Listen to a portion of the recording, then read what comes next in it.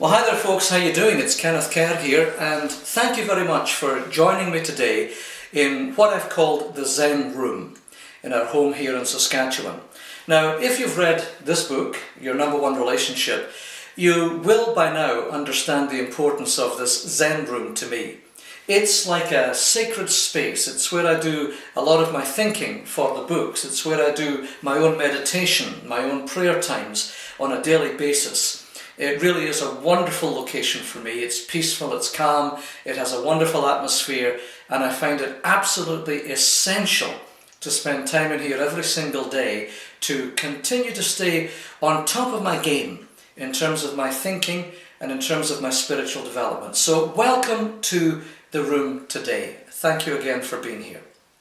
Now, this video is primarily for people who have read this book, Your Number One Relationship. And what I want to do today is I want to talk a little bit more about something that we mention in the book several times. And I want to go into more detail on it. Now, what is it? I want to talk about the bridge. You see the picture on the cover of the paperback and the newly released hardback edition as well. It shows myself standing on a bridge. Now, in the book, we use this metaphor to assist us in getting control of our thoughts. Here's what I mean.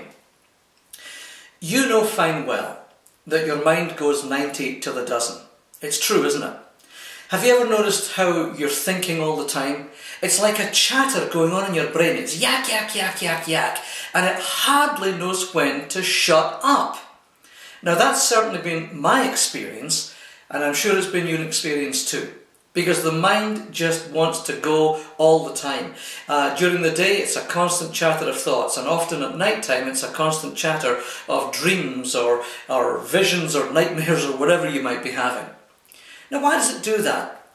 Well, one of the reasons it does that is because every single thing that you've ever done in your life, every experience you've had, every place you've been, every person you've met, every conversation you've had, every perception you've experienced, every emotion you've been through, all of these things are stored up here.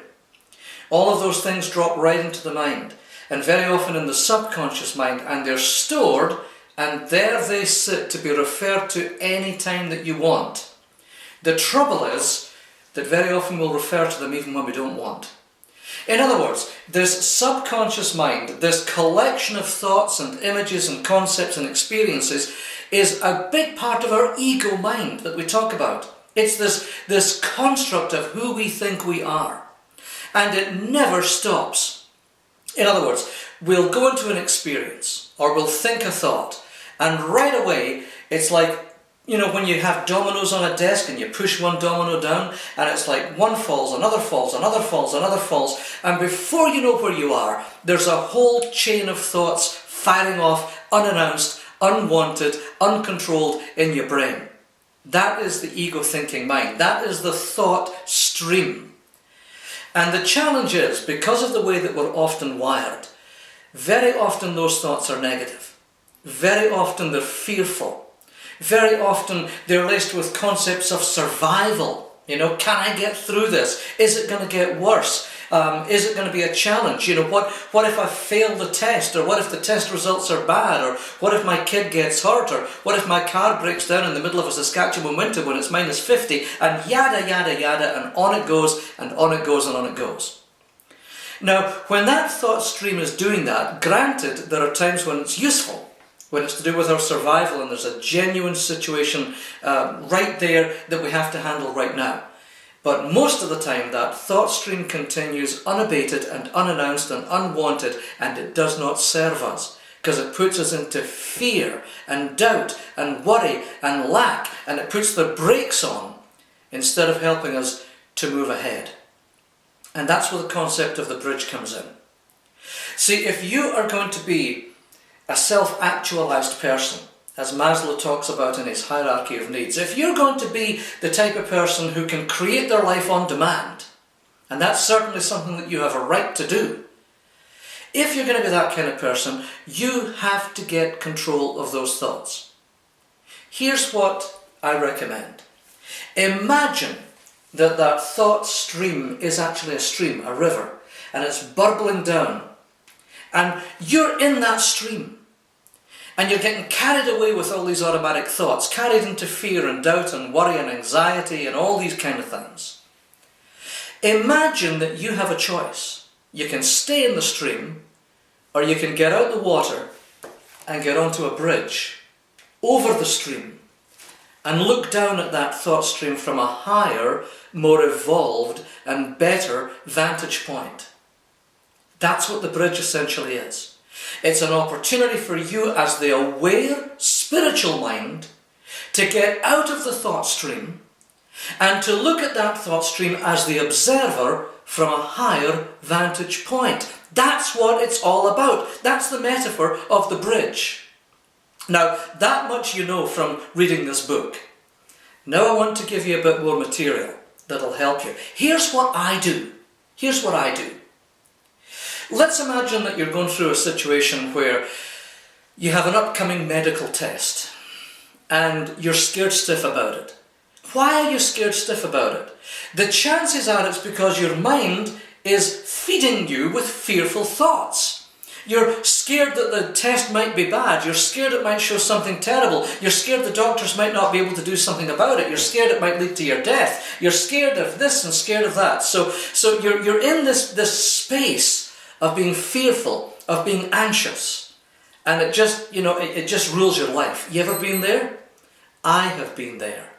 I know what I'm talking about from personal experience, that I have been there. And so have you, if you're honest. So what do you do about it?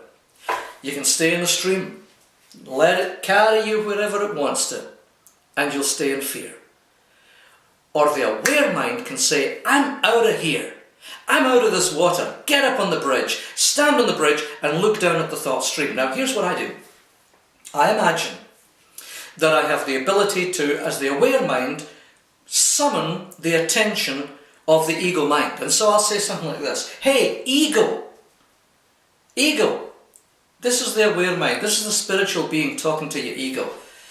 I want you to tell me right now, come on, get out of the water for a second. Get your head up. I want you to tell me what you're worried about. And then I shut up. And as soon as you ask that question, the ego mind will tell you what it's worried about. Now you try it. You try it, because this works. So let's say the ego mind says, well, there's this test coming up. So then you take on the aware mind again, almost like a judge in a courtroom, and you say, okay, granted, you've got a test coming up. Okay, I know you have. So? And the aware mind will give you an answer. The aware mind will say, yeah, but I'm scared of this test. Like, oh my God, what's it going to show? So then, aware mind again. Well, what do you think it's going to show? And the fear will come right out.